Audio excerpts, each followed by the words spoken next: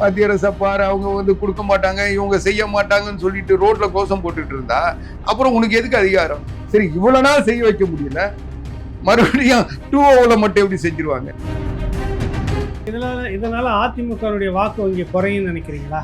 திட்டம் நடப்பதாக நினைக்கிறீங்களா? இல்ல, அந்த மாதிரி அனுசரணையா இருந்தது. அதிமுக நிறைய திட்டங்களை கொண்டு வந்தது. இவங்க நிச்சயமாக ஒரே எடப்பாடி பழனிசாமி அவர்கள் முதலமைச்சராக இருக்க சொல்ல ஒரே ஆண்டுல 11 மருத்துவக் கல்லூரி தமிழ்நாட்டில், இன்னைக்கு இந்தியாவிலே அதிகமான மருத்துவக் கல்லூரி வந்திருக்குன்னா அதுக்கு எடப்பாடி பழனிசாமி. நான் ஒரு உண்மையை சொல்றேன், அது ராவணா மூலமா அது வெளியே தெரிவிட்டோம். இவங்க ஏற்கனவே எல்லா வாக்குகளையும் உறுதி செய்து அவங்களுடைய போன் நம்பர் வரைக்கும் இவங்க வாங்கி வச்சிருக்காங்க.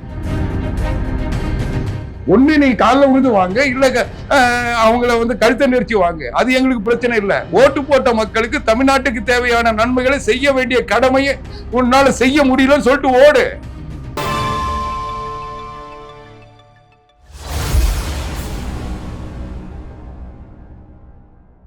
ராவணா பார்வையாளர்கள், தமிழ் உறவுகள் மற்றும் ராவணா நலவிருந்தியர்களுக்கு வணக்கம். அதிமுகவினுடைய செய்தி தொடர்பாளர் திரு ஆவடி குமார் அவர்கள் நம்மோடு இருக்கின்றார். வணக்கம். வணக்கம். வணக்கம். கடந்த முறை வந்திருந்தீங்க, நிறைய கேள்விகளை உள்ள வந்து கேட்டிருந்தாங்க, மகிழ்ச்சி. இப்போ இன்னைக்கு நடப்பு அரசியலை நம்ம பேசுவோம். அதிமுகவினுடைய தேர்தல் வியூக அமைப்பாளர் சுனில் நினைக்கிறேன், அவங்க அலுவலகத்தில் முக்கியமாக இருக்கக்கூடிய அதிகாரிகள் 2 பேர், அடுத்த நிலையில் இருக்கக்கூடியவர்கள், அவங்க மேலே வந்து கஞ்சா வைத்திருந்ததாக ஏற்கனவே 2 பேரை பிடிச்சிருக்கிறாங்க. அந்த ஊழியர்களில் அவங்க 2 பேர் வந்து இவர்களை சொல்வதாக சொல்லி இவர்களை வந்து அழைச்சிக்கிட்டு போய் காவல் நிலையத்தில் வச்சு விசாரிச்சுட்டு இருக்கிறாங்க. அதில் அதிமுகவினுடைய நாடாளுமன்ற உறுப்பினர் இன்பதுரை வழக்கறிஞர் பிரிவுன்னு நினைக்கிறேன், அவர் வந்து புகார் கொடுத்துட்டு போய் வந்து பத்திரிகையாளர்கிட்ட பேசும்போது இதை பற்றி சொல்கிறாரு. அதிமுகவை முடக்க வேண்டும், அதில் தேர்தல் வியூகத்தை அறிந்து கொள்ள வேண்டும், அவர்களுக்கு ஒரு அழுத்தம் கொடுக்கணும், குழப்பணும், இப்படியான திட்டத்துக்குள்ளாக இந்த திமுகவினுடைய காவல்துறை, திமுக ஏவி விட்டு காவல்துறை செய்கிறது அப்படின்னு சொல்கிறாங்க. இது என்ன, எப்படி எடுத்துக்கலாம்?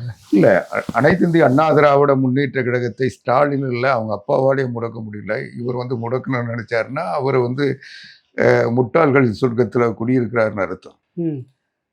அனைத்து இந்திய அண்ணா திராவிட முன்னேற்ற கழகம் ரத்த காட்டாறுகளை சந்தித்து வந்த இயக்கம். இந்த ராத்திரி கோட்டான்களை பார்த்து பயப்படுற அளவுக்கு இங்கே எந்த பலகீனமும் இல்லை.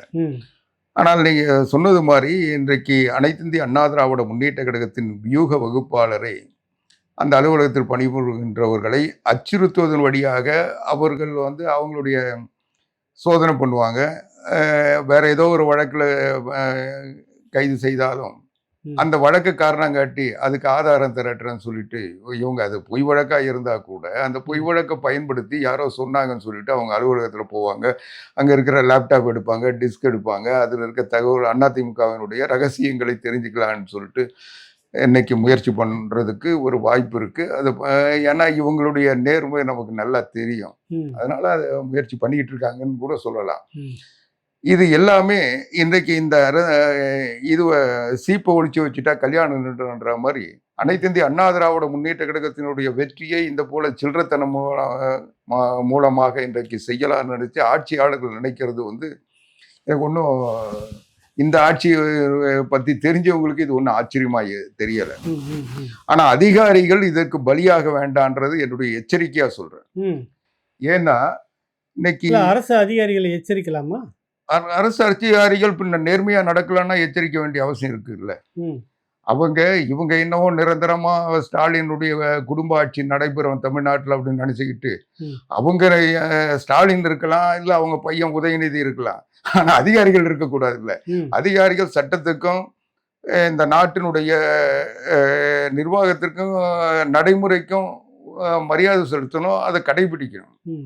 அதை விட்டுட்டு இன்னைக்கு எந்தவித தொடர்பும் இல்லாத யாரோ கஞ்சா வச்சாங்க அவன் சொன்னாங்கன்னு சொல்லிட்டு இவங்களை கொண்டு போய் வச்சுக்கிட்டு அரும்பாக்கம் காவல் நிலையத்தில் என்ன வழக்கு, ஏன் கைது செய்தாங்க, இல்லை கைது செய்தாங்களா, இல்லை கைது செய்ய போகிறாங்களான்னு கூட சொல்லாமல் நாங்கள் விசாரிக்கிறோம், அதுக்காக கூப்பிட்டு வச்சுருக்கோன்ட்டு ஒரு பொறுப்புள்ள இந்த பணியில் ஈடுபட்டு இருக்கவரை இன்னைக்கு அதன் வழியாக இவங்க வந்து அண்ணா திராவிட முன்னேற்ற கழகத்தின் வியூகத்தை அறிந்து கொள்ள முயற்சி பண்ணுறாங்கிறது தான் முடியுது. இதுக்கு முன்னால் வந்து அந்த வியூக வகுப்பாளர் அல்லது அவங்க அலுவலகத்தில் பணிபுரிகின்ற இந்த இன்னும் ஒரு சிலரெல்லாம் அவங்க வந்து எச்சரித்திருக்காங்க.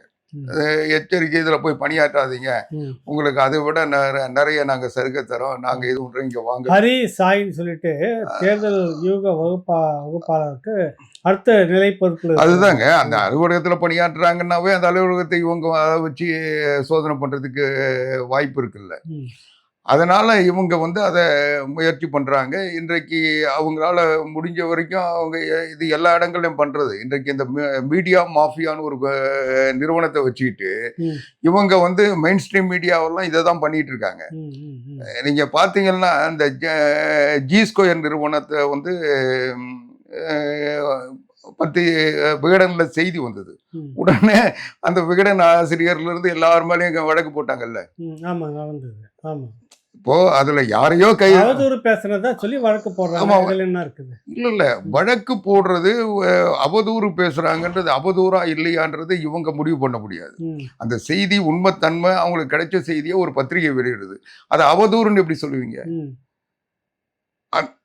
அந்த நிறுவனம் செயல்படுறது உண்மை, அந்த நிறுவனத்தினுடைய அந்த நிகழ்வுகள் உண்மை. அதுல சரியா தப்பான்றது தான் அது வந்து காவல்துறை வழக்கு பதிவு செய்து அல்லது அது சம்பந்தமா விசாரணை பண்ணி நீதிமன்றம்ல அது வந்து அவதூறா இல்ல வந்து உரிய செய்தியான்னு சொல்ல முடியும். சரி, இந்த இவங்க விவகாரத்துல இல்ல அது இவங்க வந்து அது செய்தி வெளியிட்டா அந்த செய்தி வெளியிட்ட நிருபர வழக்குல சேர்க்கறது கூட பரவாயில்ல. ஆனா அந்த குடும்பத்தையே சேர்த்தாங்கல்ல, ம். விகடன் குடும்பத்தினுடைய எல்லாரையும் சேர்த்தாங்கல்ல. அதனால இந்த ஆட்சியில வந்து இது வந்து ஒரு வாடிக்கையான ஒண்ணு. எதையோ ஒண்ணு எங்கேயோ ஒரு கஞ்சா வழக்குல வந்து கொண்டு போய் அதுல வந்து அதிமுகவுடைய வியூக வகுப்பாளருடைய நிறுவனத்தையும் அந்த நிறுவனத்தில் அதான் 2 பணியாற்றுகிற ஊழியர்கள் ஊழியர்கள் ஏற்கனவே சேர்க்கறது பிடிச்சிருக்காங்க. ஒண்ணு. அந்த 2 அதனால ஊழியர்களும் இவங்க வந்து இது ஆட்சியாளர்களுடைய அடக்குமுறை. இந்த அடக்குமுறையை வந்து நியாயமா செயல்பட வேண்டிய காவல்துறை வந்து அதை ஆட்சியாளர்களுடைய விருப்பத்தை நிறைவேற்றணுன்ற ஆசை காவல்துறைக்கு இருக்கலாம், ஏன் நிர்பந்தம் கூட அது அதுவா இருக்கலாம். ஆனா அதுக்கு குறைஞ்சபட்சம் நேர்மையை கடைபிடிக்கணும். இன்னைக்கு தமிழ்நாட்டினுடைய எதிர்க்கட்சி தமிழ்நாட்டினுடைய இன்றைக்கு களத்தில் 173 தொகுதிகளில் வாக்காளர்களை சந்தித்து இன்றைக்கு களத்தில் அடுத்து 26இல் மக்கள் ஏற்றுக்கொள்ளப்பட்ட ஒரு முதலமைச்சராக இருப்பவர் அந்த எடப்பாடியார். இன்றைக்கு அவருக்கு வியூகம் வகுக்கின்றவர்கள், அவருடைய பயணத்துக்கு திட்டமிடுகின்றவர்களை வந்து அந்த ரகசியத்தை இவங்க தெரிஞ்சுக்கணும்ட்டு ஏற்கனவே ஆள் இல்லாத ஆம்புலன்ஸை விட்டு பார்த்தாங்க, அந்த கூட்டத்தை கலைக்க பார்த்தாங்க. அதுக்கப்புறம் 41 பேரை வந்து விஜய் கூட்டத்தில் கலவரம் பண்ணி அதை வச்சு இன்னைக்கு வழிகாட்டு நெறிகள் வகுக்கிறேன்னு சொல்லி இவங்களே வழக்கு போட்டு அந்த வழக்கு மூலியமா நான் முடிச்சிடறேன். தனியாக்கு பேசுவோம். இல்ல நான் இதை முடிச்சிடறேன். அது இல்ல அதெல்லாம் வியூக அந்த வழிகாட்டுதல்கள்லாம் உருவாக்குறன்னு சொல்லி அது ஒரு பக்கம் போயிட்டு எப்படியாவது இதை தடுக்கணும்ட்டு இன்னைக்கு திடல்ல கூட்டம் கொண்டு வந்துட்டு அப்புறம் அந்த பணம் கட்டினாதான் கூட்டம்ன்ற நிலைக்கு கொண்டு போயிட்டு இருக்காங்க. இது வந்து எடப்பாடியாருக்கனுடைய அந்த எழுச்சியை வந்து முடக்கிறதுக்கு செஞ்ச திட்டம். அதுல இன்னைக்கு நீதிமன்றத்தை பயன்படுத்திட்டு ஒரு பக்கம் அதை தடுக்க முயற்சி பண்றாங்க, இன்னொரு பக்கம் அதையும் மீறிக்கிட்டு ஒரு திடல் கூட்டத்தையும் இன்னைக்கு சந்திக்கிற மனநிலையில நாமக்கல் மாவட்டத்துல அது பண்ணிட்டாரு. இப்போ என்ன பண்றாங்க, அந்த அவர் எங்க போறாரு என்ன போறாரு அந்த வியூகத்துல அதனுடைய இப்போ இந்த இவங்களுடைய ஹார்ட் டிஸ்க்கு இவங்களுடைய செல்போனு இதெல்லாம் வந்து இந்த வழக்கு காரணம் காட்டி உள்ள நுழைஞ்சு எல்லாத்தையும் சீஸ் பண்ணுவாங்க. இதுல இருந்து அந்த ரகசியத்தை தெரிஞ்சுக்கலாம். அதிமுகவினுடைய இது ஒண்ணு, இவங்க தாத்தாவெல்லாம் தண்ணி குடிச்சிட்டு போயிட்டாங்க, இவங்க இப்போ இனிமே இதை தெரிஞ்சுக்கிட்டு எங்க எழுச்சியை தடுக்க முடியாது. ஆனா நான் சொல்றது என்னன்னா காவல்துறை அதிகாரிகள் ஜாக்கிரதையா இருக்கணும். ஏன்னா திமுக இந்த வகையான இந்த தில்லுமுள்ளுகளை தொடர்ந்து செய்யும். அவங்க அப்பா காலத்திலேயே தான் செஞ்சாங்க. கருணாநிதி காலத்துல உங்களுக்கு நினைவு இருக்கும், அப்போ நீங்க விகடன்ல பணியாற்றிட்டு இருந்தீங்கன்னு நினைக்கிறேன்.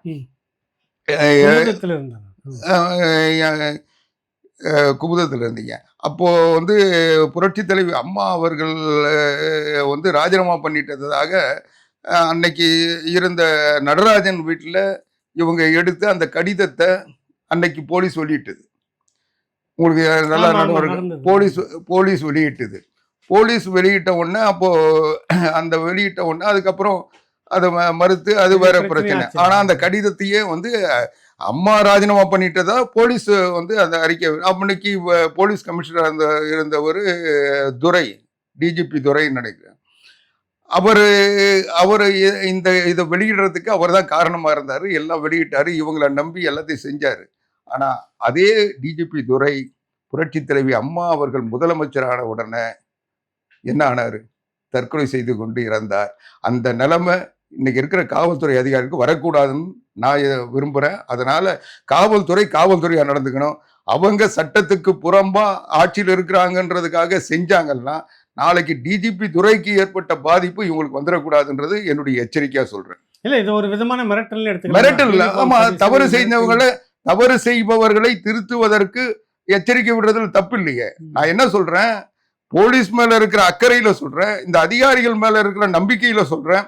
அவங்க ஆட்சிக்கு இழக்க போறவங்க, அவங்க அதுல இப்ப டிஜிபி நான் முடிக்கிறேன். முன்னாள் துறை அவர்கள் தற்கொலை பண்ணிக்கிட்டாரு அப்படின்ற வார்த்தை அது என்ன நீங்க தூண்டுறீங்களா? நீங்க தூண்டல, பின்ன அப்புறம் தூண்டல. ஒரு தவறு செய்தால் இந்த போல விசாரணை நடத்துற கருணாநிதியை நம்பி அதை வெளியிட்டவங்களுக்கு ஏற்பட்ட பாதிப்பு இன்னைக்கு ஸ்டாலினை நம்பி வெளியிடுன்ற இந்த சட்டத்துக்கு புறம்பான செயல்ல ஈடுபடுறவங்களுக்கு வரக்கூடும்னு சொல்றேன்.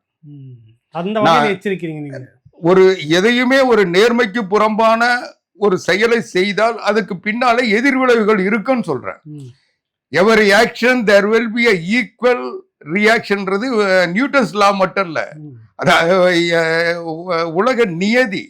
அதனால எல்லா விளைவுகளுக்கும் அதற்கு இணையான எதிர்விளைவுகள் இருந்தே தீரும். அதனால இந்த அதிகாரிகள் ஜாக்கிரதையா இருக்கணும். இன்னொரு விடயம் பார்த்தீங்கன்னா, இப்ப உச்சநீதிமன்றம் அரசியல் சாசன அமர்வுன்னு சொல்லுவாங்க, 5 பேர் கொண்ட உயர்நீதிமன்ற தலைமை நீதிபதி தலைமையில் அது தீர்ப்பு நேற்று கொடுத்துருந்தது. பரபரப்பெல்லாம் போயிட்டு இருக்கு, தெரிஞ்ச விஷயம். அதில் என்னன்ற தமிழ்நாடு முதலமைச்சர் மாநில உரிமையை அதற்கான அதிகாரத்தை மீட்காமல் அரசியல் சட்ட திருத்தம் வருவரை நாங்கள் போராடி பெறாமல் விடமாட்டோம் அப்படின்னு இன்னைக்கு சொல்லிட்டு இருக்கிறாரு. இதை நீங்க எப்படி எடுத்துக்கிறீங்க? இது வேற என்ன சொல்லுவாரு? ஒரு கையால் ஆகாத முதலமைச்சர், ஒரு பொம்மை முதலமைச்சர், வீரவசனம் பேசி வெட்டு வசனம் பேசிக்கிட்டு யாரோ எழுதி கொடுத்தவங்கள படிச்சுக்கிட்டு எங்களுக்கு கிடைத்த வெற்றியின் கொண்டாட்டம் போட்ட முதலமைச்சர் வேற என்ன சொல்லுவார்னு எதிர்பார்க்குறீங்க? இன்னைக்கு உச்ச நீதிமன்றம் இன்னைக்கு ஏற்கனவே ஜனாதிபதிக்கு உத்தரவு போட்டுடுச்சு, கவர்னருக்கு உத்தரவு போட்டுடுச்சு, இனி நாங்கள் தான், எங்கள் தலைவர் தான் அடுத்து எல்லா பல்கலைக்கழகத்துக்கும் வேந்தர்னு சொல்லி கொண்டாட்டம் போட்டு ஊரா கும்பால் நடித்த உடன்பிறப்புகள் வேற என்ன சொல்லுவாங்க? இன்றைக்கு அனைத்திந்திய அண்ணா திராவிட முன்னேற்ற கழகம் எல்லா நிலையிலும் சட்ட ரீதியான போராட்டம் நடத்தியிருக்கு. ஆனால் திமுக போல இந்த குறுக்கு சால் ஓட்டுனது கிடையாது. நான் என்ன சொல்றேன், இன்னைக்கு உச்ச நீதிமன்றத்தினுடைய தீர்ப்பு இல்லை, அது கருத்தாக்கம் தான். இன்னும் சொல்ல போனா இவங்க போட்ட வழக்குக்கு எதிரான வழக்கு இல்லை. ஜனாதிபதி உச்ச நீதிமன்றத்துல கருத்துரு கேட்டாங்க, அவங்க கருத்து சொல்லியிருக்காங்க. இந்த கருத்து இவங்களை இந்த ஆட்டம் காண வச்சிருச்சு. இவங்களுடைய லீகல் டீம் எவ்வளவு பலகீனமா இருக்கு. இன்னும் சொல்ல போனா எந்த சந்து பூந்துல பூந்து இவங்களுக்கு தேவையான உத்தரவுகளை பெறுகிறார்கள் என்பதற்கு இது ஒரு எடுத்துக்காட்டு. நான் என்ன சொல்றேன், நேர்மையான வழியில் சட்டத்தை நிலைநாட்டுறதுல தப்பில்லை. ஆனா நீங்க சம்பந்தமே இல்லாம இது போன்ற குறுக்கு வழியில போய் நீதிமன்றத்தையும் தவறா வழிகாட்டி, நீதிமன்றத்திலே தவறா உங்களுடைய பிரேயரை வச்சு இது போன்ற நீதிமன்றத்திலே சங்கடத்திற்கு ஆழ்த்துற ஒரு வினோத பிறவிகள் தமிழ்நாட்டில் தான் இருக்கிறாங்க. இன்னைக்கு இந்திய அரசியல்ல மாநில உரிமைக்கான போராட்டமா எடுத்துக்கூடாது. மாநில உரிமை போராட்டத்துக்கு நாங்கள் வென்றெடுப்போம். நீங்க மாநில உரிமைக்கு போராடுங்க. அதெல்லாம் எப்போ போராடி இருக்கணும்? மன்மோகன் சிங் தலைமையில் ஆட்சியில் இருந்தீங்களே, அப்போ கேபினட் கமிட்டியில உங்க அமைச்சர்கள் இருந்தாங்களே, அப்போ போராடணும். அப்போ 2G ஸ்பெக்ட்ரத்தில் 1,80,000 கோடி கொள்ளடிக்கிறதுல செலுத்தின கவனத்தை அப்போ மாநில உரிமையை பெறதுல போராடி இருக்கணும். இப்ப நீங்க வெத்து வேட்டா இங்க இருந்துகிட்டு இப்போ போய் மாநில உரிமைக்கு ஊழல் நீங்க தான் சொல்லிட்டு இருக்கீங்க. தீர்ப்புலாம் அப்படி ஒண்ணு இல்லைன்னு வந்துருச்சு. மறுபடியும் அப்பீல் பண்ணாங்க. இப்ப வழக்கு இருக்கா இல்லையா? பழி வாங்குது. சரி, பழி வாங்குதுன்னா யார் பழி வாங்கினாங்க? ஆட்சியில இருந்தது யாரு? அன்னைக்கு ஆட்சியில இருந்தது யாரு? மன்மோகன் சிங் தானே. அப்ப காங்கிரஸ் தானே உங்களை பழி வாங்குச்சு. அப்ப நரேந்திர மோடி ஆட்சியில இருந்தாரு இல்ல. அப்போ காங்கிரஸ் ஆட்சியிலே விடுதலை வந்துருச்சு. விடுதலைன்னு வெளியில வந்துட்டாங்க. ஏங்க வழக்கு யாருங்க போட்டது? போட்டதெல்லாம் காங்கிரஸ் ஆட்சி தான். நீங்க பழி வாங்க மேல்முறையீடு போயிருக்காங்க. நீங்க மேல்முறையீடு போனீங்க, கீழ்முறையீடு போனீங்க. வழக்கு போட்டது யாரு? காங்கிரஸ் கட்சி தான். அப்புறம் என்ன? அப்புறம் ஏன் பழி வாங்குறீங்கன்னு சொல்றீங்க? அப்ப பழி வாங்குறவங்க கூட ஏன் கூட்டணி சேர்றீங்க? போட்டது நாங்கள் விடுதலை பெற்று விட்டோம், பாரதிய ஜனதா கட்சி பழி வாங்குவதற்காக அப்பீல்னு போகுது. ஏங்க வழக்கு போட்டவன் நல்லவன், அப்பீல் பண்ணவன் கெட்டவனா? என்ன சொல்லுங்க நீங்க? ஒரு வருஷம் ராஜா களி தின்னாரு, கனிமொழி 6 மாசம் களி தின்னாங்க. இதே அன்னைக்கு கருணாநிதி உயிரோடு இருந்தாரு, டெல்லியில போய் தள்ளு வண்டியில போய் நின்னுங்கன்னு சோனியா காந்தி வீட்டு முன்னாலேயும் மன்மோகன் சிங் வீட்டு முன்னாலே என் பொண்ணு வந்து கொப்பளங்கள் வந்துடுச்சு, வெயில்ல வந்து இது பண்றாங்க, எங்களை பழி வாங்குறாங்க அப்படின்னு சொல்லி புலம்புனாருல்ல. இதே தகத்தகாய தம்பி, தலித் தம்பி ராஜா வந்து பழி வாங்குறாங்கன்னு சொல்லி கருணாநிதி கடிதம் எழுதினாருல்ல. யாரை எதிர்த்து எழுதினாரு? காங்கிரஸ் எதிர்த்து. அப்போ அப்புறம் என் கூட்டணி இருக்கு, இணக்கமான கூட்டணி, பிணைப்பான கூட்டணி, ஒற்றுமையான கூட்டணி, உடன்பாடான கூட்டணி, எங்க கூட்டணியை யாரும் பிரிக்கவே முடியாதுன்னு எதுக்கு சவால் விடுறீங்க? அப்ப அந்த கூட்டணி தானே போட்டுது. சரி, இப்ப கூட இங்க வந்துடும் தமிழ்நாடு அரசியலுக்கு. அதிமுக இந்த தரப்பு எல்லாமே வந்து கிளப்புறதுன்னா திமுக கூட்டணிக்குள்ள குழப்பம், காங்கிரஸ் வந்து நீடிக்காது, வெளியேறி விடும் அப்படி இப்படின்னு சொல்லிட்டு இருக்கிறாங்க. இப்போ செல்வ பெருந்தகை வந்து 26லையும் காங்கிரஸ் வந்து திமுக கூட தான் கூட்டணி, மாற்று கருத்தே இல்லை அப்படின்னு சொல்கிறாங்க. அவர் சொல்கிறாரு திமுக கூட்டணி எந்த விதத்திலும் உடைத்து விட முடியாது, சிலர் பகல் கனவு காண்கிறார்கள் அப்படின்னு உங்களுக்கு தான் சொல்கிறாரு ஐயா ஸ்டாலின். என்ன அது என்ன அர்த்தம்? இது எப்படி எடுத்துக்கிறீங்க? ஏங்க நாங்கள் வந்து பகல் கனவு காண வேண்டிய அவசியம் இல்லை. திமுக கூட்டணி பலமான கூட்டணி, இறுக்கமான கூட்டணி, நெருக்கமான கூட்டணி அவங்க தான் சொல்லுவாங்க. அப்புறம் என்னது கூடா நட்பு கேடாய் முடியும்னு அவங்க தான் வசனம் பேசுவாங்க. அதனால அரைக்கி ரத்த காட்டேரி என்ன அவங்களே சொல்லுவாங்க. அப்புறம் நேருவின் மகளே ஒருக நிலையான ஆட்சி தருவன்னு அவங்களே சொல்லுவாங்க. எல்லாம் அவங்களுடைய டைலாக் அப்பப்போ மாறும்.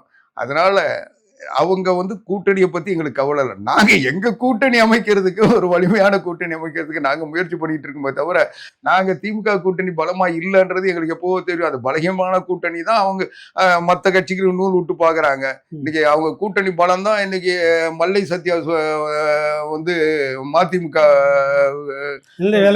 விலகி அவர் புதிய கட்சி ஆரம்பிச்சிருக்காரு. இப்போ எது அவங்க கூட்டணி கட்சிகள்லாம் பலமா இருந்தா ஏன் அந்த கூட்டணி கட்சி ரெண்டா போச்சு?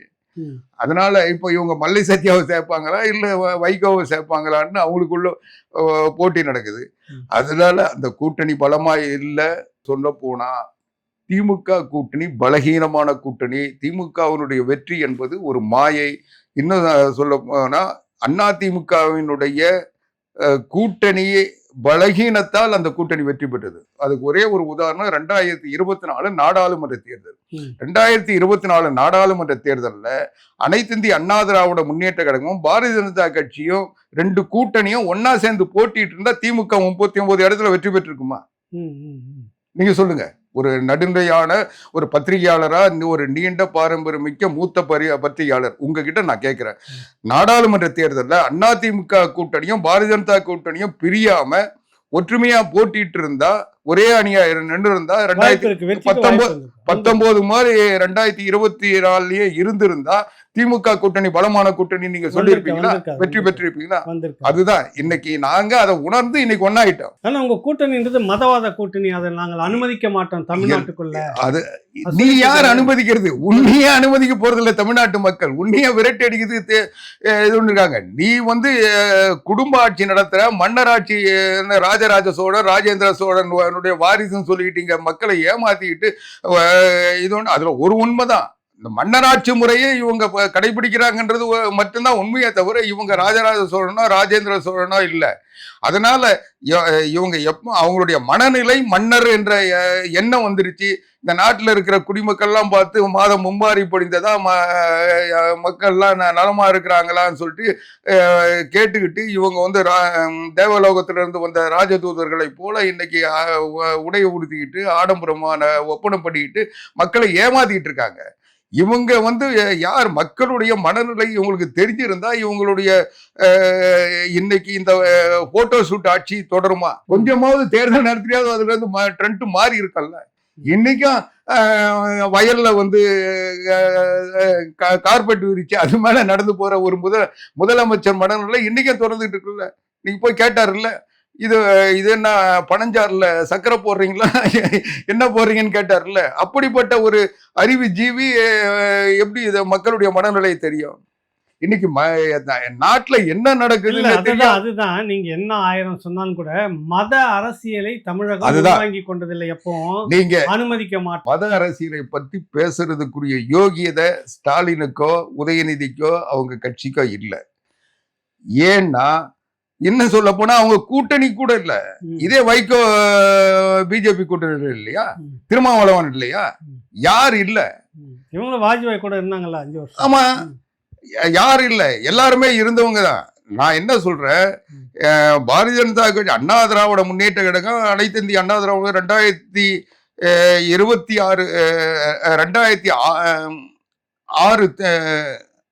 2006 தேர்தலுக்கு பிறகு, தோல்விக்கு பிறகு, சட்டமன்றத்தில் வெற்றி வாய்ப்பு இழந்ததுக்கு பிறகு அனைத்து இந்திய அண்ணா திராவிட முன்னேற்ற கழகம் 2008 நடந்த நாடாளுமன்ற தேர்தலில் அதிமுக பாரதிய ஜனதா கட்சியோட கூட்டணி சேர்ந்தது. அப்போ வைகோ வந்து சேரலையா, அவரும் சேர்ந்து தானே டெல்லியில அவங்க தரப்புல மத்திய அமைச்சரவையில் இடம்பெற வச்சோம். அதுக்கு பிறகு 2009 அதே வாஜ்பாய் அரச 18 நாடாளுமன்ற உறுப்பினர்களை வச்சுட்டு புரட்சி தலைவி அம்மா வீழ்த்தினாங்கல்ல. வீழ்த்தின உடனே ஓடி போய் உட்காந்துக்கிட்டது யாரு? நீங்க மதவாத சக்தியே வந்து எதிர்க்கிறவங்க, அவங்க வந்து வீழ்த்தப்பட்டு ஆட்சியில இருந்து நாங்க டெல்லியில போய் புரட்சி தலைவி அம்மா உட்கார்ந்துட்டு சவால் விட்டு இறக்கி வச்சுட்டு வந்தோம்ல. அதுக்கப்புறம் நீங்க போய் உட்கார்ந்துட்டு இருந்தது யாரு? அன்னைக்கு மதவாத சக்தியா தெரியலையா? அன்னைக்கு பாரதிய ஜனதா கட்சியை நாங்க காப்பாத்துறோம்னு போய் நின்னீங்களா, அப்போ தெரியலையா? அது மட்டும் இல்ல, நான் என்ன சொல்றேன், பாரதிய ஜனதா கட்சிக்கு ஒரு களங்கமாக இந்தியா முழுக்க பேசப்பட்டது, இன்னைக்கும் ஒரு அவங்களுக்கு ஒரு பாதிப்பா இருக்கிறது கோத்ரா எரிப்பு சம்பவம். அந்த சம்பவத்தை நியாயப்படுத்தி பேசின முதலமைச்சர் கருணாநிதியா இல்லையா? அதுக்கு பிறகு பாரதிய ஜனதா கட்சி கூட்டணியில அமைச்சரவையில இருந்தது திமுக தானே. அதை விட என்ன சம்பவம் உங்களுக்கு வந்து அது அப்பங்க சார், அது அப்ப ஏங்க நீங்க அப்ப அதுதானங்க நீங்க பாரதிய ஜனதா கட்சிக்கு ஒரு மதவாத கட்சின்ற அடையாளத்தை அதை வச்சுதானங்க நீங்க சொல்றீங்க. மத ரீதியான தாக்குதல்னா அதை தானே சொல்றீங்க. நீங்க அதையே ஆதரிச்ச ஆளுங்க நீங்க எப்படி வந்து இதை சொல்ல முடியும்? நான் அது சரியா தப்பா நியாயமா நடந்ததா இல்லையான்ற அந்த விவாதமே எனக்கு தேவையில்லை. நீங்க அதை நியாயப்படுத்தினீங்களா இல்லையா? கருணாநிதி அதை நியாயப்படுத்தினாரா இல்லையா? அன்னைக்கு RSS நல்ல அமைப்பா அன்னைக்கு தெரிஞ்சுதா இல்லையா? RSS கருணாநிதி பாராட்டி பேசலையா? நீங்க என்ன உரிமை இருக்கு? நீங்க எப்பவுமே எதிர்க்கிற ஒரு சக்தியா இருந்தா பரவாயில்ல. நீங்க வந்து ஆட்சியில பங்கு பெற்று இதே ஆட்சியில பங்கு பெற்று ஒவ்வொரு நேரத்திலையும் அவங்கள தூக்கி பிடிச்சு அவங்களுடைய சட்டத்திட்டங்களை ஆதரிச்சு எல்லாத்தையும் செஞ்சுட்டு இன்னைக்கு வந்து நான் யோகிய மதவாத சக்தி வந்துட்டு, மதவாத சக்தி வந்ததுக்குன்னா நாடாளுமன்ற தேர்தலில் தான் அவங்க மதவாத சக்தி மத்தியில் ஆட்சியில் வர முடியும். ஆனா அந்த நாடாளுமன்ற தேர்தலை நாங்க எதிர்த்து நின்னோம். ஆனா இது சட்டமன்ற தேர்தல். இங்க வந்து நான் முடிச்சிடறேன். இங்க வந்து ஸ்டாலின் ஆட்சியை ஒழிக்கணும்ன்றதுதான் நோக்கம். அதுக்காக களம் இது, அதுக்கான தேர்தல் இது. நீ ஸ்டாலின் ஆட்சி 2021 ஆட்சி 4.5 வருஷம் ஆட்சி நடத்திருக்க. நீ என்ன செஞ்ச? சொன்ன வாக்குறுதியை ஏன் நிறைவேற்றல? நீ லாயக்கில் நீ வெடியோப்போன்னு சொல்ற மக்கள் இன்னைக்கு அதிமுக ஆதரிக்கிறாங்க. நீ போய் பாரதிய ஜனதா கட்சி வந்துடும் அதான் வந்துடுச்ச. நரேந்திர மோடி 3வது முறை பிரதமர் ஆயிட்டாரு. நீ இனிமேல் போட்டு போய் என்ன செய்ய போற? தமிழ்நாட்டுக்குள்ள வந்துடக்கூடாது. தமிழ்நாட்டுக்குள்ள வராம தான் அவர் இந்தியாவை ஆட்சி செய்யறாரு. தமிழ்நாட்டுக்குள்ள வராம இருந்து என்ன செய்ய போற? தமிழ்நாட்டுக்கு வர திட்டங்களை தடுத்துட்டு இருக்க போற. நீங்க நான் என்ன சொல்றேன், ஒரு இந்தியாவினுடைய அரசமைப்பு சட்டம் என்ன சொல்லுது? மாநில அரசு மத்திய அரசு ரெண்டும் மக்களுக்கு தேவையானது செஞ்சு தரணும். இவங்களுக்கு சில கடமைகள் இருக்கு, அவங்களுக்கு சில கடமைகள் இருக்கு. இவங்களுக்கு சில உரிமைகள் இருக்கு, அவங்களுக்கும் சில உரிமைகள் இருக்கு. அந்த இவங்க கடமைகளை இவங்க செய்யணும், அவங்களுடைய கடமைகளை அவங்க செய்யணும். அந்த தடுக்கிற முயற்சியில நீ இருந்தா தமிழ்நாட்டுக்கு தானே பாதிப்பு. தமிழ்நாட்டுக்கு வர வேண்டிய திட்டங்கள் இன்னைக்கு தடைப்படுது இல்ல. நீ மத்திய அரசோட நீ ஒண்ணு போராடி வாங்குற தைரியம் இருக்கணும், இல்ல கேட்டு வாங்குற இணக்கமாவது இருக்கணும். உனக்கு தைரியமும் இல்லை, இணக்கமும் இல்லை. நீ என்னவோ இப்போ நான் என்ன சொல்றேன், இப்போ இவர் நாம் தமிழர் கட்சி தலைவர் சீமான் இருக்காரு. ம். அவர் ரோட்ல நின்று மத்திய அரசை எச்சரிக்கிறாரு, இதை ஏன் செய்யலன்னு கேட்கிறாருன்னா நியாயம். அவர் வந்து நாடாளுமன்றத்தில் இல்ல, சட்டமன்றத்தில் இல்ல, ம். எந்த அதிகாரமும் அவர்கிட்ட இல்ல. இல்ல, அவர் சரி. வந்து மக்களுடைய பிரதிநிதியா இன்னும் தேர்ந்தெடுக்கப்படல. அதனால அவர் கேட்கறது நியாயம். ம். ஆனா நீ முதலமைச்சர் பதவியில் ஆட்சியும் உங்கிட்ட, ம். 40 நாடாளுமன்ற உறுப்பினர் உங்கிட்ட, ம். எல்லா அதிகாரத்தையும் நீ வச்சுக்கிட்டு மத்திய அரசு செய்யலன்னா அப்ப நீ கையாளாத துப்பு கட்ட ஒரு எதையும் செயல்படுத்துகின்ற ஆற்றல் இல்லாத ஒரு ஆளுன்னு தானே உன்னை மக்கள் பார்ப்பாங்க. ம். நீ வந்து ரோட்ல நின்னு போறான்னா என்ன அர்த்தம்? ம். ம். ஒண்ணு நீ காலில் விழுந்து வாங்க, இல்ல அவங்கள வந்து கழுத்தை நெரிச்சு வாங்க, அது எங்களுக்கு பிரச்சனை இல்லை. ஓட்டு போட்ட மக்களுக்கு தமிழ்நாட்டுக்கு தேவையான நன்மைகளை செய்ய வேண்டிய கடமையை உன்னால செய்ய முடியலன்னு சொல்லிட்டு ஓடு. ம். இப்ப அந்த மாதிரி அனுசரணையா இருந்தது. அதிமுக நிறைய திட்டங்களை கொண்டு வந்தது. இவங்க கொண்டு நிச்சயமாக வரலன்றீங்க. ஒரே எடப்பாடி பழனிசாமி அவர்கள் முதலமைச்சரா இருக்க சொல்ல ஒரே ஆண்டுல 11 மருத்துவக் கல்லூரி தமிழ்நாட்டுல, இன்னைக்கு இந்தியாவிலே அதிகமான மருத்துவக் கல்லூரி வந்திருக்குன்னா அதுக்கு எடப்பாடி பழனிசாமி ஆட்சியும், அதுக்கு முன்னால புரட்சி தலைவி அம்மா காலத்திலையும் 6 மருத்துவக் கல்லூரிகள். இன்னைக்கு இந்த 4.5 வருஷத்துல ஒரு மருத்துவக் கல்லூரி வந்து எல்லாம் தனியாருக்கு வித்துட்டு உட்கார்ந்துருக்கீங்க. தனியார் இன்னைக்கு மருத்துவக் கல்லூரிகள் உருவாகிட்டு இருக்கு. அரசு சார்பில் ஒரு மருத்துவக் கல்லூரி வந்ததா? இதை விட ஒரு வேடிக்கை, அந்த 16 மருத்துவக் கல்லூரிக்கும் 60% மத்திய அரசினுடைய நிதி, 40% தான் தமிழ்நாடு அரசினுடைய நிதி. ம். அது மத்திய அரசு கூட இணக்கமா இருந்ததுனால தான் நான் வாங்க முடிஞ்சது. இல்ல இதுதான் எங்களுக்கு மோடி அரசு டெல்லி தட்டுல வச்சு கொடுத்துருக்கு எங்களுக்கு மருத்துவக் கல்லூரின்னு டிஆர் பாலு சொன்னார்னு நினைக்கிறேன். இதுதான் சொன்னாரா? நீங்க வாங்கினது தான் அவர் சொன்னாரா? அதிமுக செஞ்சதுதான். யாரோ பத்த பிள்ளைக்கு இவங்க ஸ்டிக்கர் ஓட்டுறது தானே இவங்க வேலை. இவங்க வாங்கல. இவங்களை வாங்குறது எங்க? யாராவது கொண்டு வந்து கொடுத்தா கூட அதுல வந்து எனக்கு எங்க கமிஷன் கேட்கிற ஆளுங்க. ம். இன்னைக்கு தொழிலெல்லாம் எதுக்கு ஆந்திராவுக்கு போயின்னு இவங்க கேட்டா உலகம் முழுக்க சுற்றுப்பயணம் செய்து கஷ்டப்பட்டு புறாவுக்கு தீனி போட்டு சைக்கிள் ஓட்டி வாங்கிட்டு வந்ததெல்லாம் ஏன் ஆந்திராவுக்கு போகுது? ஏன் போகுது வெளி மாநிலத்துக்கு? தமிழ்நாட்டுல ஏன் வரமாட்டிருக்கு? என்ன காரணம்? அதான் நீங்க நினைக்கிறீங்க? டிஆர்பி ராஜா காட்டினார வெள்ளை பேப்பர், ம். கோழி முட்டை ஜீரோ, ஒண்ணுத்துக்கு உதவாத வெத்து பேப்பர், வெத்து வேட்டை வச்சுக்கிட்டு என்ன பண்ணுவாங்க? ம். வரவங்க கிட்ட எல்லாம் கமிஷன் கேட்டா கமிஷன் கேட்கறதால தான் வெளி மாநிலம் வேற என்னத்துக்கு போறாங்க? ம்.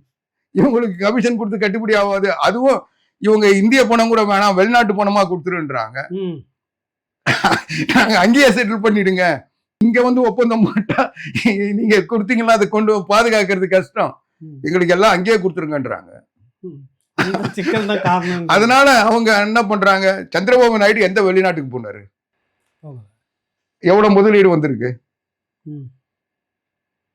அவரு அவரு சரி. அவரு முதலமைச்சரா? இல்ல இவர் 7 நாடு போயிருக்காருன்னு நினைக்கிறேன். ம்.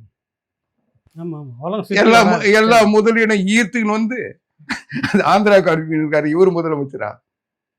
உட்கார்ந்த இடத்துல இருந்து கூகுள் நிறுவனம் 10,000 கோடி அந்த ம். மாநிலத்துக்கு வருமானம். 10,000 கோடி மட்டும் இல்லைங்க. வருமானத்தை அந்த சொல்றேன். அந்த தொழில்நுட்பம் எவ்வளவு இளைஞர்களுக்கு எதிர்காலத்தை உருவாக்கும், எதிர்காலத்துல எவ்வளவு வளர்ச்சிக்கு அது அடிப்படை, அதை சார்ந்து எவ்வளவு தொழில்கள் உருவாகும், அந்த மாநிலத்தினுடைய வளர்ச்சி எவ்வளவு உயர்ந்த நிலைக்கு போகும். இன்னைக்கு வருங்கால தொழில்நுட்பம் இன்னைக்கு ஆந்திராவுக்கு போயிடுச்சு இல்ல? ம். அப்ப இந்தியாவிலே தொழில்நுட்பத்துல முதலிடத்துக்கு அவங்க போயிடுவாங்கல்ல. ம். இன்னைக்கு கூகுள் இல்லாம இன்னைக்கு உலகத்துல வந்து இந்த சமூக ஊடகங்களோ இந்த நவீன தொழில்நுட்பமும் ஏதாவது இருக்கா? இல்ல. இன்னைக்கு அந்த நிறுவனத்துக்கு இணையா ஒரு நிறுவனம் உருவாகி இருக்கா? ம். இன்னைக்கு அந்த நிறுவனத்தினுடைய அடுத்த கட்ட தொழில்நுட்ப நகர்வு ஆந்திராவுக்கு போயிடுச்சு இல்ல? இங்க இல்ல. இத்தனைக்கும் அவர் ஒரு தமிழன், தமிழ்நாட்டை சார்ந்தவர். அவர் எல்லாருக்குமே வந்து ஒரு தன்னுடைய மாநிலத்துக்கு பூர்வீக மேல, மொழி மேல, பிறந்த இடத்து மேல ஒரு பற்று இருக்கும். எங்கேயோ போய் எந்த நாட்டுல குடிமகனாக இருந்து அந்த நாட்டுல பதவியில தேர்ந்தெடுத்தப்பட்டா கூட என்னுடைய சொந்த ஊர் என்ற ஒரு பாசத்துல வந்து பார்த்துட்டு போறாங்க. அவங்க அதுக்கு ஒரு அனுசரணையா அங்க இருக்கிறவங்களுக்கு ஏதாவது செய்யணும்னு நினைப்பாங்க. ஆனா அப்படி வந்தவங்களை விரட்டி அடிக்கிற ஒரு முதலமைச்சர் ஸ்டாலினை தவிர வேற யாரு? அடுத்தது டெல்லி தேர்தல் ஆணையத்தில் அதிமுக சார்பாக சற்று நாடாளுமன்ற உறுப்பினர் சி.வி. சண்முகம் அவர்களும் இன்பதுரை அவர்களும் ஒரு புகார் கொடுத்துருக்காங்க. தமிழ்நாட்டுக்குள்ளே இந்த எஸ்ஐஆருங்கிலேருந்து திருத்த இதில் வந்து நிறைய குழப்படி நடந்துக்கிட்டு இருக்குது. குறிப்பிட்ட ஒரு வீட்டில் மட்டுமே 370 வாக்குகள் இருக்கிறது. இன்னொரு இடத்துல பார்த்தீங்கன்னா பேர்கள் எல்லாம் இறந்து போனவர்கள் பேருடைய இருக்குது. அப்புறம் நிறைய இடத்துல திமுகவினர் தேர்தல் அலுவலரோடு சேர்ந்து அவங்க போய் குழப்பத்தை ஏற்படுத்திட்டு இருக்கிறாங்க. நிறைய பேர் அதிமுக சார்பான வாக்குகள் விடுபட வாய்ப்பு இருக்கிறது. இப்படி பலதையும் நாங்கள் தமிழ்நாடு தேர்தல் ஆணையத்துக்கு இங்கே கொடுக்குறப்ப அது சரியான நடவடிக்கை இல்லை, எங்களுக்கு பதில் இல்லை என்பதால் உங்களிடம் வந்து கொடுக்குறேன்னு டெல்லியில் வந்து கொடுத்துருக்காங்க. என்ன நடக்குது? என்ன பயப்படுறீங்களா திமுக கண்டு? இல்லை, நாங்கள் பயப்படல. இவங்க வந்து எஸ்ஐஆரை வந்து பார்த்து நடுங்கிட்டு இருந்த திமுக இன்னைக்கு அதை ஒரு தோற்றமாக வச்சுட்டு போய் வழக்கு போட்டு எஸ்ஐஆர் நிறுத்த போகிறோம்னாங்க. அப்புறம் உச்சநீதிமன்றம் அதெல்லாம் நிறுத்த முடியாது, போய் வேலையை பாருங்க, நல்லபடியாக செய்யுங்கன்னு சொல்லி அனுப்பி விட்டாங்க. இப்போ இவங்க வந்து என்ன பண்ணுறாங்க, ஒவ்வொரு இடத்துல இந்த இது வந்துட்டு பிஎல்ஓன்னு களப்பணியாளர்கள், பிஎல்ஓ வந்து அரசு, அதாவது அரசு ஊழியர்கள், தமிழ்நாடு அரசு ஊழியர்கள், அதை வந்து தேர்தல் ஆணையத்தினுடைய பிரதிநிதிகளாக அவங்க தான் போய் அந்த விண்ணப்ப படிவம் தர்றது, அதை வந்து சரி பார்த்து அதை இதுவில் அப்லோட் பண்ணுறது வரைக்கும், அவங்க தான் பதிவு பண்ணுற வரைக்கும், கம்ப்யூட்டரில் பதிவு பண்ணி அந்த பட்டியல் தயாரிக்கிற வரைக்கும் அவங்க தான் பணி. இதை சூப்பர்வைஸ் பண்ணுறதுக்குன்னு மாநில அரசினுடைய வருவாய்த்துறை பணியாளர்கள் இருக்காங்க. இந்த பிஎல்ஓ இருக்காங்கல்ல, இவங்க தான் களத்தில் போய் ஒரு பூத்தில் வந்து அந்த பாகத்தில் வந்து ஒரு 1500 1600 வாக்கு இருந்ததுன்னா அவங்க தான் வீடு வீடு போய் இந்த விண்ணப்ப படிவத்தை கொடுத்து அதை சரி பார்த்து அதை வாங்கி அதை கொண்டு வந்து கம்ப்யூட்டரில் ஏற்றுற வரைக்கும் அவங்க தான் பார்க்குறாங்க. இவங்களை சூப்பர்வைஸ் பண்ணுறதுக்கு வருவாய்த்துறை பணியாளர் இருக்காங்க. இந்த வருவாய்த்துறை பணியாளர்கள் வந்து இவங்கள மேற்பார்வையிடணும்னா ஒருத்தருக்கு ஒரு 6 பாகம் 5 பாகம்னு அவங்க பிரித்து கொடுத்துருப்பாங்க. இந்த களப்பணியாளர்களுக்கு சம்பளம் வந்து தேர்தல் ஆணையம் தர்றது 6000 ரூபாய். 6000 ரூபாய் வச்சுட்டு அவங்க போய் ராத்திரி எடுக்கிறாங்க. ஆனா அந்த சூப்பர்வைசர் பண்ற அந்த வருவாய்த்துறை பணியாளர்களுக்கு 35,000 ரூபாய். இதுக்காக மட்டும் அவங்க சம்பளம் இல்லாம இந்த இந்த இது என்ன பண்ணி வச்சிருக்காங்க, இந்த வருவாய்த்துறை பணியாளர்கள்லாம் வந்து நேற்று கூட பார்த்தீங்க ஸ்ட்ரைக் பண்ணாங்க. பார்த்தீங்கல்ல, முதலமைச்சருடைய உத்தரவுக்கு கட்டுப்பட்டு அவங்க ஸ்ட்ரைக் பண்ணாங்க. முதலமைச்சர் உத்தரவு கட்டுப்பட்டா வேற என்ன சொல்றாங்க? ஆமா, அவர் தான் இதை வந்து செய்யக்கூடாது என்று வழக்கே போட்டிருக்காரு. அரசு சொல்லுது நீங்க இந்த மாதிரி ஸ்ட்ரைக் பண்ணீங்கன்னா உங்களுக்கு ஊதியத்தை பிடிச்சிரும்னு சொல்லி மிரட்டுது. ஆனா நீங்க சொல்றீங்க அவர் சொல்லிதான் அந்த போராட்டம் நீங்க வந்து ஜாக்டோ ஜியோ போராட்டம், நீங்க ரெண்டையும் ஒண்ணா. ஜாக்டோ ஜியோ போராட்டம் இவர்களுக்கு சொல்லலையா? அரசு சம்பளம் அது வேற. ஆனா இவங்க தேர்தல் பணிக்கு தேர்தல் ஆணைய சம்பளம் 35,000 ரூபாய். நான் அரசு பணின்னு சொல்ல, அவங்க சம்பளம் அவங்க ரொட்டீனா வாங்குவாங்க. அது இல்லாம கூடுதலா தராங்க. இது நிறைய பேருக்கு தெரியாது. அவங்க என்னவோ வந்து சேவை செய்யற மாதிரி எங்களுக்கு அதிக கூடுதல் பணி, அந்த கூடுதல் பணி தான் 35,000 ரூபாய் கொடுத்துருக்காங்க. சரி, என்னன்னு கேட்டா இவங்க களப்பணி கூட செய்யறது இல்ல, மேஸ்திரி வேலை தான் செய்யறாங்க. எவ்வளவு இன்னைக்கு ஃபார்ம் கொடுத்தீங்க, எவ்வளவு பண்றீங்க, அது கூட திருச்செந்தூர்ல எங்கேயோ கோயில்ல வச்சுட்டு சாமி கிட்ட பட்டியல் கொடுத்துட்டு போயிருக்காங்கன்றலாம் தகவல் சொல்லிட்டு இருக்காங்க. அதனால அது இல்லை. இவங்க வந்து இந்த சூப்பர்வைசன் பண்ற பணிக்கே எங்களுக்கு கூடுதல் பணிச்சுமை 35,000 ரூபாய் கொடுத்து வேலை வாங்குறது வந்து பணிச்சுமையா. அதனால வந்து நேத்து நாங்க பணி செய்ய மாட்டோம். ஆனா அந்த களப்பணியாளர்கள் நேற்று வேலை செஞ்சாங்க. 6,000 ரூபாய்க்கு அந்த இதுல என்ன பண்றாங்க, இந்த 6,000 ரூபாய் இருக்கிற இவங்க தான் களப்பணியாளர்கள். இவங்க தான் அந்த விண்ணப்ப படிவத்தை விநியோகிக்கிறது, அதை அவங்களுக்கு வழிகாட்டி இதெல்லாம் செய்யறது. இதுக்கு என்ன பண்றாங்க, இவங்க எழுத படிக்க தெரியாதவங்க 4வது 5வது படிச்சவங்கள அந்த பணியில இவங்க நியமிச்சுட்டு இவங்க என்ன பண்றாங்க, அங்க இருக்கிற திமுகவினுடைய ஐடி விங்க ஆட்கள் அவங்கள அந்த வேலையில பயன்படுத்துறாங்க. அவங்க கிட்ட தெரியாதுன்னு சொன்னா நான் ஆள் அனுப்புறமான்ட்டு அவங்க ஒரு 5 பேர் 6 பேரை வந்து டேபிள் போட்டு உட்கார வச்சுக்கிட்டு அவங்கள வச்சு இந்த விண்ணப்பத்தை ஃபில்அப் பண்றது இதுன்றது இதை பண்ணிட்டு இருக்காங்க. இந்த சூப்பர்வைசர் பண்ற அதிகாரிகள் இவங்க தான் அதை நியமிக்கிறாங்கல்ல, இவங்க வந்து தகுதியற்றவர்கள் நியமிச்சுட்டு அதை திமுக காரங்க செய்ய வச்சுட்டு இவங்க வந்து ஸ்ட்ரைக் பண்ணிட்டு உட்காந்துருக்காங்க. இதனால அதிமுக வாக்கு வங்கி குறையும் நினைக்கிறீங்களா? இல்ல, அதிமுக வாக்கு வங்கி குறையுன்றது ஒரு பக்கம். அதிமுக வாக்கு வங்கியே குறையும்னா நாம் தமிழர் வாக்கு வங்கியும் குறையும், எல்லா கட்சி வாக்கு வங்கியும் எல்லாமே குறையும். இது திமுகவினுடைய வாக்கு வங்கி கூடன்றது இல்ல, அதுக்கு திருட்டு ஓட்டு கூடும். 3 மணிக்கு மேல கதவு சாத்திட்டு ஓட்டு போடுவாங்க. அது ஒரு கேங் வரும். அதுல வந்து இவங்க ஏன் சிறுபான்மையினர் சொல்றாங்கன்னா, ஒரு வீட்டுல வந்து 30 சிறுபான்மையினர் பேர்ல வாக்கு சேர்க்கிறாங்கன்னா, அந்த பர்தா போட்டு வந்தாங்கன்னா யாரும் செக் பண்ண மாட்டாங்க. அதனால இவங்க சிறுபான்மையினர் ஓட்டு போயிடுச்சு சிறுபான்மையினர் ஓட்டு கதறாங்க. உண்மையான எந்த சிறுபான்மையினர் வாக்கும் எங்கேயும் பறி போறதுக்கு வாய்ப்பு இல்லை. இவங்க நேர்மையாளர்களாக இருந்தா அவங்க வந்து விடுபட்டா அதை பதிவு செய்யறதுக்கு வாய்ப்பு இருக்கு. இவங்களுடைய பிஎல்ஏ இருக்காங்க, அவங்கள வச்சு அதை பதிவு பண்ணலாம். இன்னைக்கு வந்து அவங்கதான் எல்லாத்தையும் பண்றாங்க.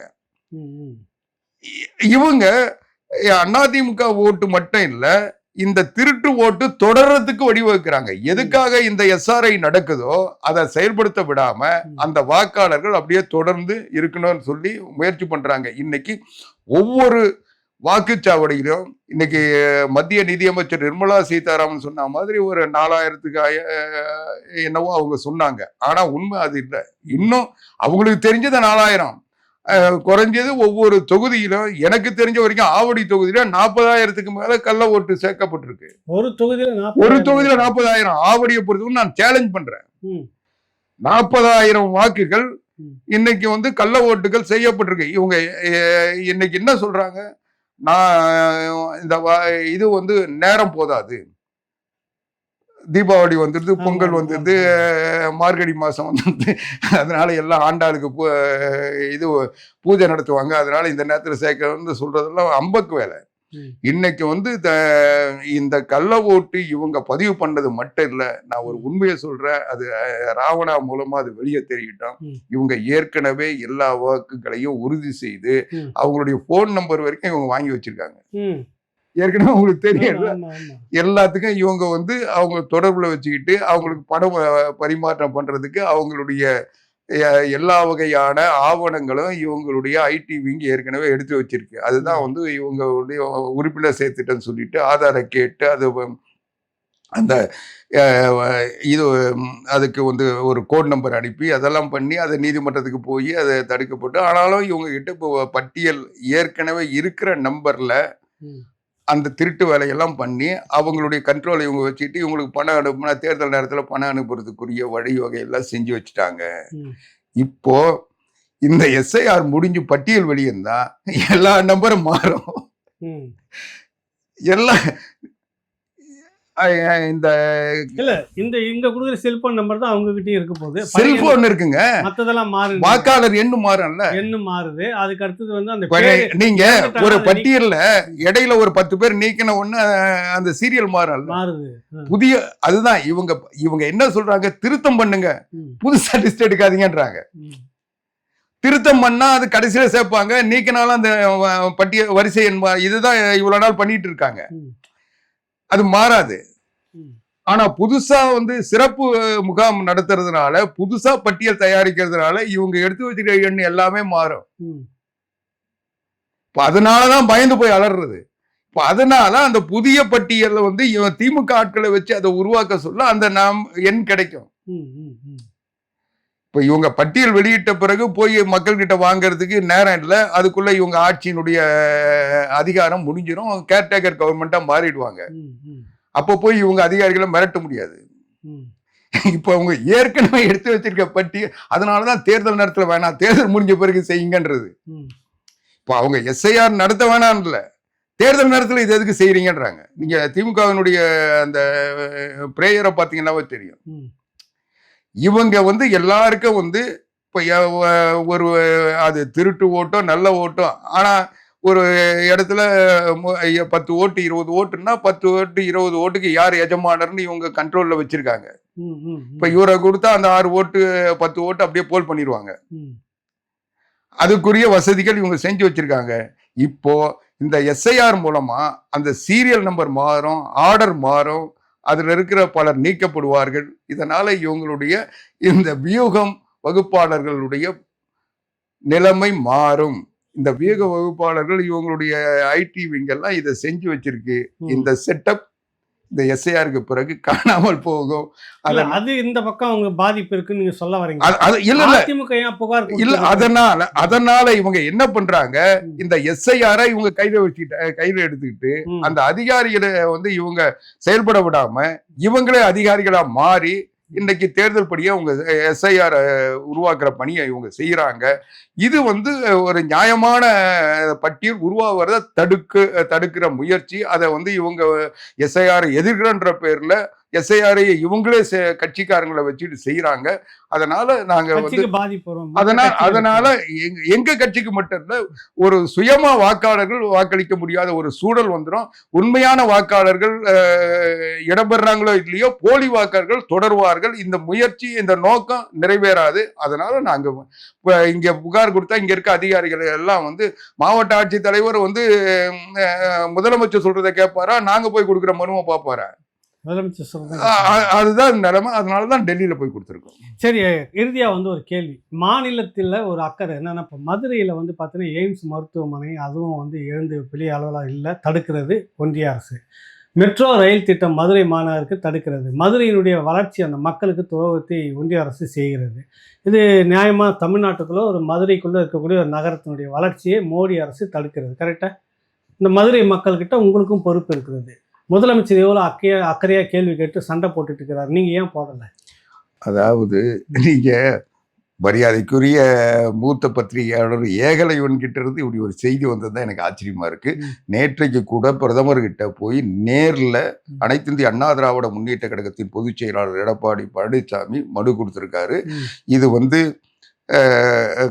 கோயம்புத்தூருக்கும் மதுரைக்கும் இதை மெட்ரோ ரயில் திட்டம் கொண்டு வரணும். இதை நீங்கள் சொல்லக்கூடிய அந்த 2001 சென்சஸ் பிரகாரம் இது. ஆனால் இன்னைக்கு வாக்காளர் பட்டியல் எடுத்தீங்கன்னா கூட இன்னைக்கு அந்த 2 லட்சத்து மேலே வந்துருச்சு. நீங்கள் எந்த வகையில் வேணால் சரி பார்த்துக்கலாம். இந்த அரசாங்கம் கையாளாகாத அரசாங்கம் 2001 பட்டியலை கொடுத்தாங்களே தவிர இன்னைக்கு இருக்கிற நிலவரத்தை அவங்க சொல்லலை. அதனால் இந்த இன்னைக்கு இங்கே எத்தனை தொகுதி இருக்குது, அந்த தொகுதிகளில் வாக்காளர் பட்டியலை சேர்த்து பார்த்தீங்கன்னா மதுரையும் அதை தாண்டி வருது, கோயம்புத்தூரை தாண்டி வருது. அதனால் அவங்க கொடுத்த தரவுகள் தவறாக இருக்கலாம். அதனால் நீங்கள் ஒரு தப்பான முடிவை மத்திய அரசு சார்ந்த அதிகாரிகள் எடுத்திருக்காங்க. அதனால அதை மாத்தி மறுபடியும் கொடுங்க. நேற்றைக்கு சொல்லிடுறேன். அதிமுக ஆக்கப்பூர்வமான வேலைகளை செய்துட்டு இருக்குது, அரசியல் செய்யறாங்கன்னு சொல்றீங்களா? இல்ல அதுதான் இதை செஞ்சு கொடுங்கன்னு கேட்டது மட்டும் இல்லாம இது புரட்சி தலைவி அம்மா அவர்கள் தான் கோவைக்கு மெட்ரோ ரயில் கொண்டு வரணும்னு சொன்னவங்க. அதனால இது எங்களுடைய திட்டம். அதனால நீங்க அவங்க சரியா தரவு தரல, அதுக்காக நீங்க விட்டுறாதீங்க, எங்களுக்கு செஞ்சு கொடுங்கன்னு நேற்று கேட்டிருக்காரு. இது ஒரு பக்கம். ரெண்டாவது நான் கேட்கறது, இவங்க வந்து இன்னைக்கு இந்த பிரச்சனைய நேற்றுக்கு பிரதமர் தமிழ்நாட்டுக்கு வந்தாரு, கோயம்புத்தூருக்கு வந்தாரு. முதலமைச்சர் தமிழ்நாட்டில் தானே இருக்காரு. இவர் ஒன்றும் முதலீடுகளை இருக்க உலக பயணம் போகலையே, இங்கதானே இருக்காரு. ஏன் இது அக்கறைன்னா இவர் போய் மனு கொடுக்கணும்ல. சந்திச்சு இந்த மாதிரி 21 நீங்க அவரை வரவேற்க வேணாங்க. நம்முடைய பிரச்சனைக்கு வயிற்று வலிக்கு நம்ம தானங்க போய் இது மாதிரி உங்க அதிகாரிகள் பண்றாங்க. மத்திய அரசு வந்து நாங்க வந்து இதை கேட்டோம், அவங்க கொடுக்கல, அதுக்கு இந்த காரணத்தை சொல்றாங்க, அது உண்மை இல்லை, இதுதான் உண்மை, நீங்க வந்து பார்த்து செய்யுங்கன்னு சொல்லி அங்க சொன்னா அது வந்து உடனே பிரஸ் நியூஸ் ஆக போகுது, ஒரு பப்ளிசிட்டி ஆக போகுது, மத்திய அரசுக்கு ஒரு நெருக்கடியை உருவாக்கல. நான் என்ன சொல்றேன், எடப்பாடி பழனிசாமி போய் கேட்டாரு, அது கொடுத்தாரு, அது வேற. ஆனா ஒரு முதலமைச்சர் அவங்க செய்ய முடியாதுன்னு நினைச்சா கூட, செய்யக்கூடாதுன்னு நினைச்சா கூட இவர் நேர கேட்க சொல்ல இது அரசியல் ஆயிடுச்சு, முதலமைச்சரே வந்து கேட்டோம் செய்யலன்ற ஒரு எண்ணம் வந்துடக்கூடாதுன்றதுக்காக அவங்க கன்சிடர் பண்றதுக்கு வாய்ப்பு இருக்குல்ல. அந்த நெருக்கடியை நீங்க உருவாக்குறத, அதாவது அவர் என்ன, நான் போய் பாங்க உங்க அப்பாவுக்கு தபால் தலை செய்யணும் வெளியிடணும்னா மட்டும் போய் அவர் காலில் விழுந்து கையில விழுந்து எப்படியாவது வந்து இது ஒண்ணுங்க, அவர் வெளியிட்டாதான் எங்களுக்கு ஒரு மரியாதை, நாங்க இல்லைன்னா எங்களுக்கு கௌரவமே போயிடும், எங்க அப்பாவுடைய பெருமையே குறைஞ்சு போயிடும், நாங்க வந்து இதை வந்து இது பண்ண முடியாதுன்னு கேட்க தெரியுது. நிதின் கட்கரியை கூப்பிட்டு வந்து அதை வெளியிட தெரியுது. ஆனா தமிழ்நாட்டுக்கு ஒரு பிரச்சனை, தமிழ்நாடு கோயம்புத்தூருக்கு ஒரு பிரச்சனை, மதுரைக்கு ஒரு பிரச்சனைனா போய் மோடியை கேட்க தெரியாதா? அப்ப இந்த விஷயத்துல அரசியல் செய்கிறாரா? அரசியல் செய்கிறது மட்டும் இல்லைங்க, அவருடைய கடமையை, அவருடைய உரிமையை பெறுவதற்குரிய லாயக்கற்றவரா முதலமைச்சர் இருக்காரு. நான் என்ன கேட்கிறேன், ஒண்ணு நீ அதை நேரடி கேள்வி, இல்ல உங்க நாடாளுமன்ற 1ஆம் தேதி நாடாளுமன்றம் கூடுது, உங்க 30-40 நாடாளுமன்ற உறுப்பினரை விட்டு பார்லிமெண்ட்டை ஸ்தம்பிக்க வைங்க. அந்த தைரியம் இருக்கா? செய்யலாம். அந்த தைரியம் இருக்கா? இல்ல 25 ஆண்டுகளுக்கு முன்னாடி தான் அந்த கணக்கெடுப்பு நடத்துது, அதை வச்சு நீங்க பேசுறீங்க. இப்ப 25 வருஷம் கழிச்சு இல்லைங்க. அத மக்கள் தொகை இல்லைங்க. பெருகிருச்சு. வேற சில நகரங்கள்ல, வேற சில மாநிலங்கள்ல அத சொல்லி அவங்க வாங்கியிருக்காங்க. ம். நீங்க இப்போ நரேந்திர மோடி அரசினுடைய அறிவிப்பா இருந்தாலும் அது செய்யறது அந்த அதிகாரிகள் தானே. நீ அங்க போய் உட்கார்ந்து அதிகாரிகள் என்ன கேட்கறான்னா, இந்த சட்டம் இருக்குது உனக்கு தெரியும், அவன் விதிப்படி சொல்றான்.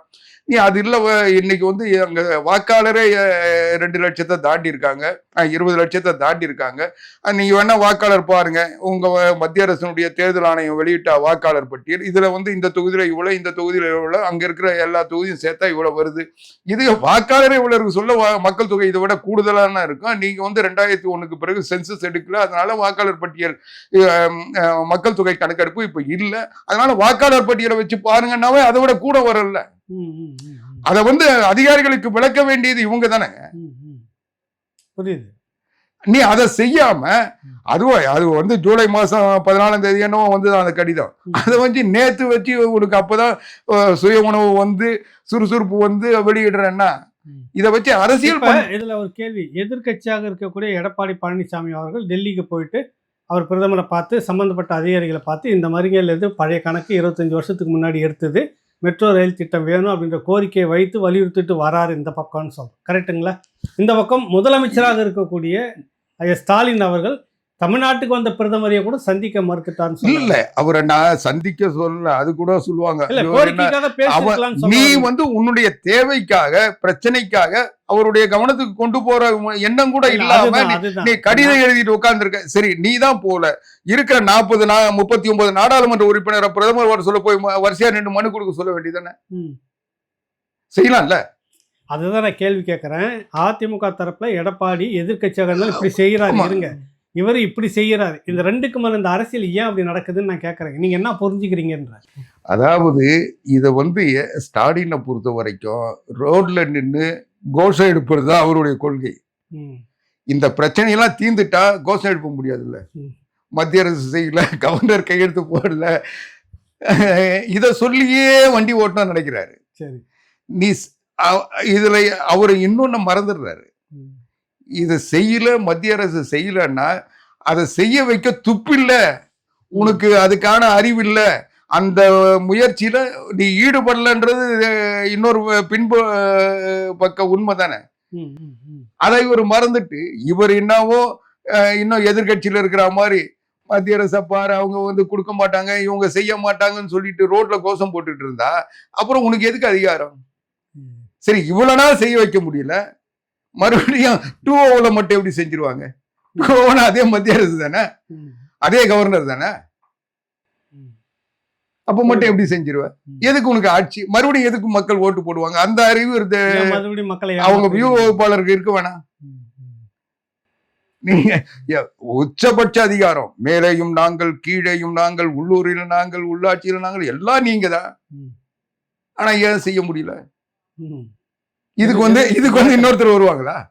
கேட்டா எடப்பாடி பழனிசாமி போய் வாங்கிட்டு வரணும், நீ ஆட்சியில் உட்காந்துருவா அவர் போய் வாங்கிட்டு வரணுமா?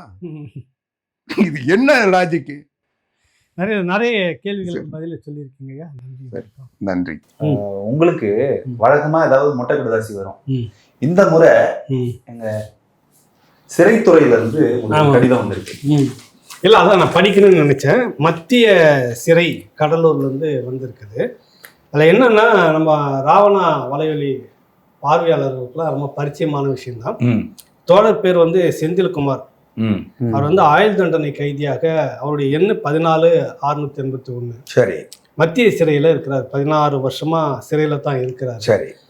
அவர் வந்து எனக்கு ஒரு கடிதம் எழுதுறாரு. பெறுதல் வழி வந்து உயர்திரு சிறை கண்காணிப்பாளர் அவர்கள் வழியாக அவருடைய அனுமதி பெற்று அவங்க படித்து பார்த்து சீல் அடித்து தான் அனுப்புவாங்க. என்னன்னா, அதில் எழுதுறது மிகவும் ஏழ்மை நிலையில் இருக்கும் படிக்கும் எம்பிபிஎஸ் மருத்துவம் படிக்கும் மகனுக்கும், மருத்துவம் முடிச்சுட்டு எம்டி முதுகலை மருத்துவம் படிக்கும் 1ஆம் ஆண்டில் படிக்கும் எனது மகளுக்கும் கல்வி கட்டணம் ஏற்பாடு செய்து உதவிட கோரும் மனு அப்படின்னு சொல்லிட்டு சொல்கிறாரு. இந்த தோழர் வந்து அவர் எழுதுனது வந்து, வணக்கம் ஐயா, வணக்கம்.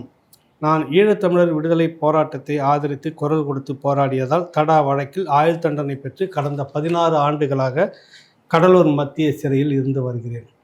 என்னுடைய ஏழ்மை இந்த நிலையில் படிக்க வைப்பது என்பது இயலாத காரியம். முறைப்படி மெரிட்டில் பிள்ளைங்க படிச்சிருக்காங்க. என்னுடைய மகன் எம்பிபிஎஸ் 4ஆம் ஆண்டிலும், மகள் இந்த ஆண்டு முதுகலை 1ஆம் ஆண்டிலும் படிக்க உள்ளார். பிள்ளைகளை மேற்கொண்டு படிக்க வைக்க முடியலைன்றது உங்களுக்கே தெரியும். கடந்த முறை உதவி செய்திருந்தவர்கள் இந்த முறை அடுத்த ஆண்டு பள்ளி படிப்பை இறுதி செய்வதற்காக நிதி நெருக்கடி மோசமான நிலையில் இருக்கிறேன். மேற்கொண்டு படிக்க வைச்சிட முடியாமல் மிகவும் சிரமப்பட்டு வருகிறேன்றதுன்னு சொல்கிறாரு. எனவே கருணை உள்ளம் கொண்ட ராவணா பார்வையாளர்கள் எனக்கு எனது குடும்ப சூழ்நிலை கருதி பிள்ளைகளுடைய படிப்பை மனதில் கொண்டும் உதவி செய்ய வேண்டும் அப்படின்னு சொல்லிட்டு ஒரு கடிதம் எழுதி அனுப்பியிருக்கிறாரு. கடந்த முறை நம்ம அதை சொல்லியிருந்தோம். நிறைய பேர் அதுக்கு பங்கெடுத்துக்கிட்டாங்க. ஒரு 2 ஆண்டுகள் கடந்திருக்குன்னு நினைக்கிறேன். நம்ம 2 ஆண்டு ஆயிரத்துல இந்த ஆண்டு அவருக்கு சமாளிக்க முடியல, நிதி நெருக்கடியில் இருக்கிறாரு. அவர் ஒரு போராட்டம் முன்னெடுத்தார். அந்த போராட்டத்தினுடைய வடிவு சரியா தவறா அப்படின்றது ஒரு பக்கம்.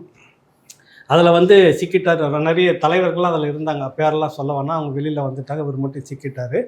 16 ஆண்டுகளாக சிறையில் இருக்கிறார். ஈழத்தமிழர்களுக்காக போராடி அந்த போராட்டத்தின் சட்டப்படி அவர் தண்டிக்கப்பட்டிருக்கார். ஆமாம், ரொம்ப அந்த அம்மா ஏதோ ஒரு சின்ன வேலை செய்து அந்த பிள்ளைங்களை இது வரைக்கும் கொண்டுட்டு வந்துட்டு இருக்கிறாங்க. சமாளிக்க முடியல. மருத்துவம் மெரிட்டில் தான் கஷ்டப்பட்டு படித்து தான் வந்திருக்குங்க பிள்ளைங்க.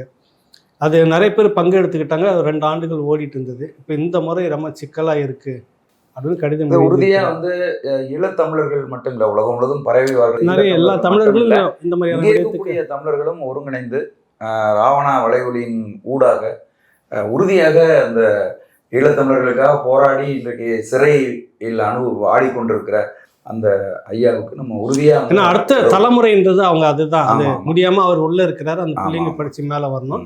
யாரும் ராவணாவுக்கோ அல்லது என்னுடைய இதுக்கோ எந்த இதுவும் நேரடியான பணத்தொகை எதுவுமே அனுப்ப வேணாம். அந்த முகவரியை, அவர்களுடைய சம்பந்தப்பட்ட அந்த மாணவருடைய முகவரியை நான் உங்களுக்கு கீழே கொடுக்குற வங்கி கணக்கு எல்லாத்தையுமே, அதுக்கு நீங்க உங்களுடைய ஆதரவை தெரிவித்தா போதும். நேரடியாக அவங்களுக்கே அனுப்புனா போதும், அவங்கக்கிட்ட போய் சேர்ந்தாவே போதும் அப்படின்றது அந்த நேரத்தில் அவங்ககிட்ட வைக்கிற கோரிக்கை. எல்லாரும் உதவி செய்து உதவுமாறு கேட்டுக்கொள்ளும். என்னுடைய நிறுவனமான S health care solution multi speciality physiotherapy clinic Shanti colony, Anna Nagar, சென்னையில் 15 வருடங்களுக்கு மேலாக இயங்கி கொண்டு வருது. சென்னையில் பல பகுதியில் எங்களுடைய பிரான்ச்சஸ் இருக்குது. மேலும் இதை தொடர்பு கொள்வதற்கு 9600038046 அப்படிங்கிற எண்ணை தொடர்பு கொள்ளலாம். அல்லது 9150211185 அப்படிங்கிற எண்ணுக்கு தொடர்பு கொள்ளுங்கள். உங்களுடைய ஆலோசனைக்காகவும் அப்பாயின்மெண்ட்டுக்காகவும் இந்த நம்பரில் தொடர்பு கொள்ளலாம்.